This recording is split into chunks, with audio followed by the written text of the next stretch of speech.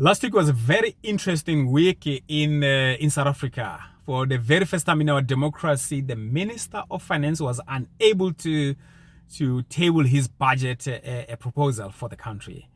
The issue being that those who are co-governing with the ANC in the Government of National Unity, they rejected his proposal of increasing the VAT by 2%, from 15% to 17%. And his thinking is this: from the money that was collected by the tax man, there is a budget deficit of 58 billion rand for all the government programs, including the civil service salaries and the ambitions that the government has got, the service that they want to provide for the people and things like that. So there's 58 billion rand that is not there. So the minister thought, hey, the most elegant solution is what? Let me increase the VAT. I'm not going to touch personal income tax. I'm not going to touch corporate tax. I'm going to try this seemingly painless solution of increasing VAT by 2% to make up for that shortfall. And I want to bring out one or two things. The first being that here is a minister, here's a president, here's a government that is out of touch with reality on the ground. What South Africans are going through, what are the realities of South Africans.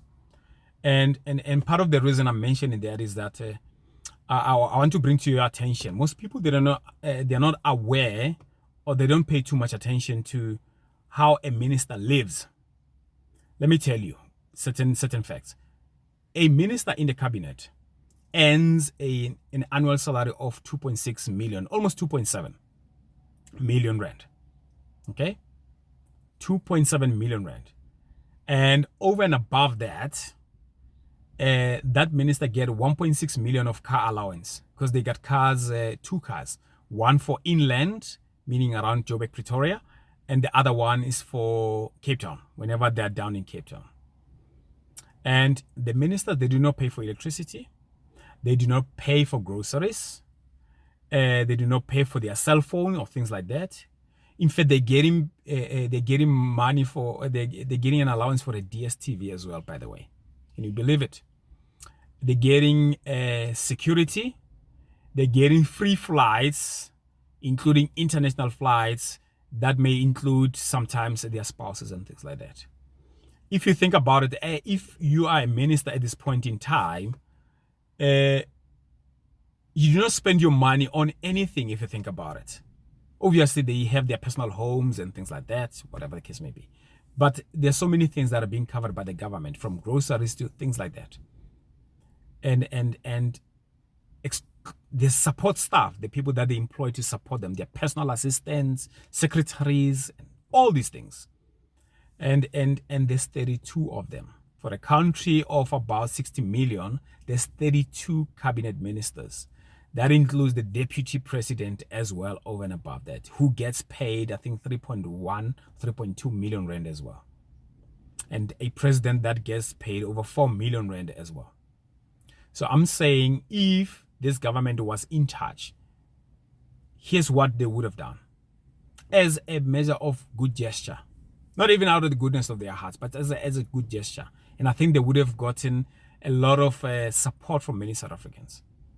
If they came and say, you know what, as ministers, we got so many packs that costing South Africans, taxpayers, a lot of money. Here's what we're going to do.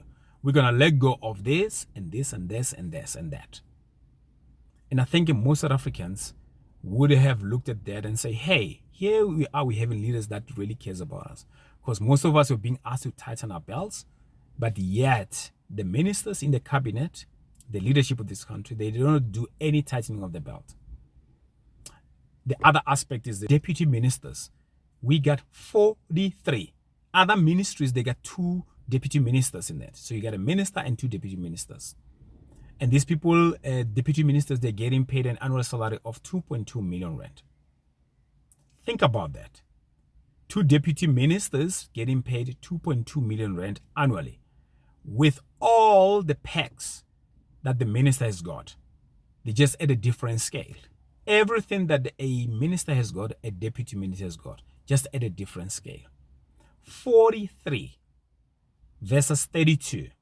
And even that 32 is too much. We do not need it. There's certain ministries, we do not need them. some other ministries can be put together and things like that. And if you take those monies and you put them together, if they were to come back and say, South Africans, we're going to give you back, say, 200 million rand, for argument's sake, 80 million rand, 100 million rand, from these benefits that we're enjoying as ministers and all of that, I think some of the things would have gone down a little bit better, would be able to swallow certain things that the government does, even though we do not like them, because we're seeing that they are always, they are thinking about us, as it were. But because they are not, that's why some of them, they are even relaxed whenever they're making decisions like this. They're not thinking of other measures. Where can we cut, where can we trim the fat before we ram this thing down South Africans' throats? So that's our government. And the other aspect is this: if this government was performing fairly okay, not great, by the way, fairly okay, I think most of us South Africans, certain things will be able to, even though we do not like them, we might even swallow the bitter pill at other instances. I mean, you can think of any ministry for that matter and tell me which ministry you think is doing such a wonderful job that you're like, wow, you know? And think about things that affects us the most as ordinary South Africans. For example, crime. If the police were doing such a great job, crime rates were low in South Africa, I think we'll be sitting here like, you know what, the 2.69 million rand that we pay the minister, I think it's fair, it's okay. You know what I mean? If, for example, schools were working, and I'm not talking perfect, by the way, I'm talking like an average working education, basic education in South Africa, you know, not perfect, nothing is perfect, but if it was working, if somebody didn't have to pay for private school, spending so much money on private school, and taking their child to public school, and they're still getting a good education. If I was to go to a public hospital, I'm still getting fairly good health care, even though it's not perfect. I don't have to pay for the expense of medical aid out of my own pocket and things like that. If the supply of electricity was constant and it was reasonable and things like that. If broken infrastructure was being sorted out and all that. I think most South Africans will be like, you know what, in spite of how much we're paying, I'm uncomfortable with it, but at least, you know what, these people are delivering. So the issue is double whammy. They're getting paid so much money, and there is no a sense of being in touch with the people in terms of them really out of their own free will, so to speak, to say like, hey, we're going to cut the following things and all that, because South Africans are going through a hard time at the moment. Most of all, they're not even performing. I would have thought somebody like a president would have done something like that. I would have thought somebody like a minister of finance, Enoch Gondogwana, he's got the power to change the handbook of the benefits that the ministers derive from the state. He can determine how much, who gets and things like that. He can change it if he wants to. But because he gets to benefit, he is benefited from that, he wouldn't touch that. So, and that's the most disappointing thing. And I saw the DA as well, who are part of the G.N.U. They've been critical of the ministerial handbook for so many years. But now that they have ministers in the G.N.U., you don't hear that talk of that handbook of ministers and the benefits that they derive, which are costing the taxpayer so much money. And I still maintain, in closing, that if this government was a caring government, if they were to come to us and say, South Africans, we're going to give up one car, for example. We're going to need only one car. I don't need two cars for that matter. We're going to give up one house because it's costing you guys a lot of money. Cut my electricity bill for that matter. I'm going to pay for my own electricity. I'm going to pay for my water like what you guys are doing. I think it would have gone a long way for South Africans. That even some of the proposals which are not feasible, some of them would have accepted them and say, you know what, maybe it's not that bad. At least here there's people who are showing a positive gesture towards South Africans. So let me know what you think about this. And if you agree and disagree for that matter, especially if you disagree.